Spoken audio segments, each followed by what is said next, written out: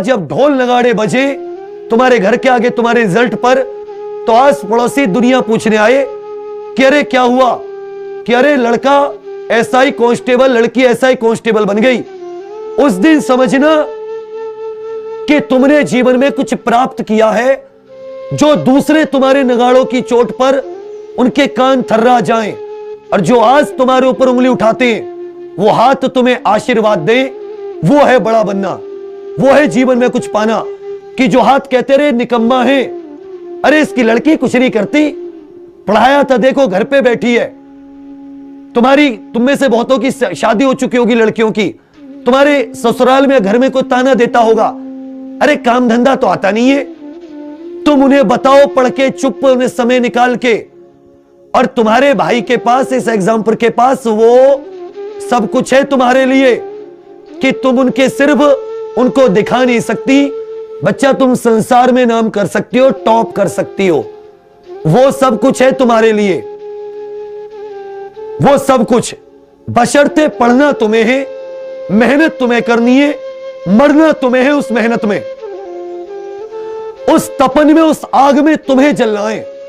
लेकिन हां, तुमसे पहले मैं जल के गुजरूंगा उस आग से।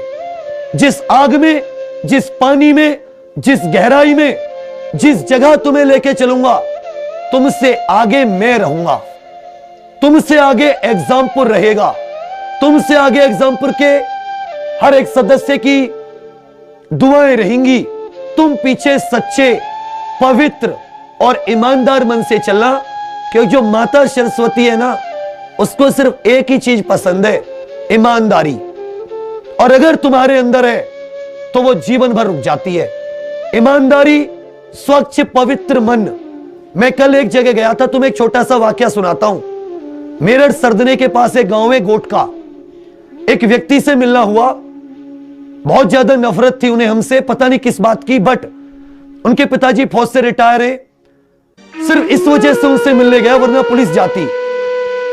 लेकिन एसपी साहब बोले नहीं जी। मैं बोला एसपी साहब, भाई ये पिताजी फौज से रिटायर है, हमारे भी फौज से रिटायर है, नहीं पहले बात करके आएंगे।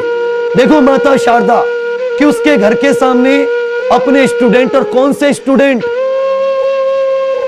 जो डाई हार्ड है। डाई हार्ड का मतलब समझते हो?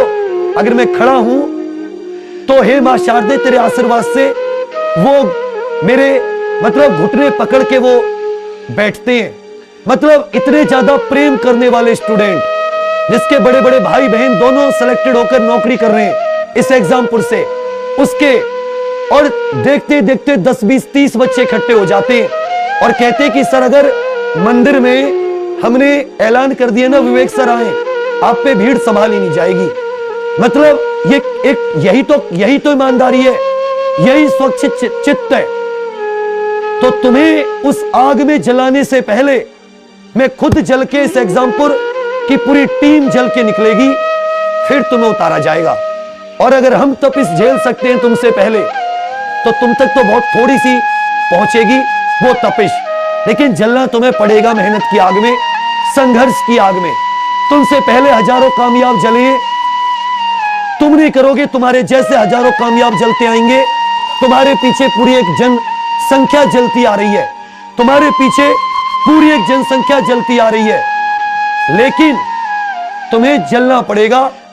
तुम्हें उस तपिश में, उस मेहनत की आग में जलना पड़ेगा, तुम्हें वहां से निकलना पड़ेगा, तुम्हें गुजरना होगा उस आग से, तब जाके तुम एक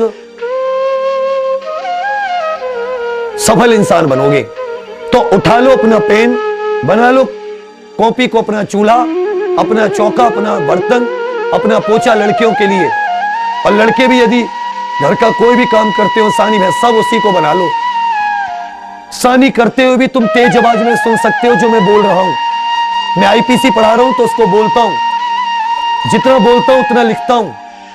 कोई करंट अफेयर पढ़ा रहा हूं तो उसे सुनो।